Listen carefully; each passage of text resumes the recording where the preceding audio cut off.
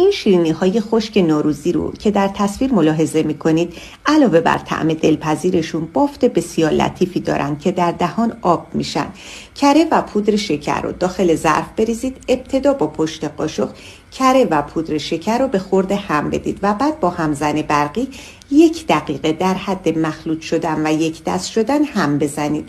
دیواره ظرف رو تمیز کنید. پودر هل، بیکینگ پودر، آرد برنج و آرد قنادی رو توسط الک اضافه کنید و به دلخواه میتونید از پودر بادام یا پسته یا گردو استفاده کنید. من اینجا از پودر پسته استفاده کردم. تا جایی که ممکنه با لیسک همه مواد رو به خورده هم بدید و بعد با سرپنجه خمیر رو جمع کنید.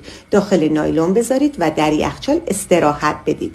به اندازه 1 قاشق چایخوری از خمیر بردارید، تو دستتون گلوله کنید و بعد توسط خلال دندان 2 خط موازی به صورت عمودی و 2 خط موازی به صورت افقی روی خمیر ایجاد کنید.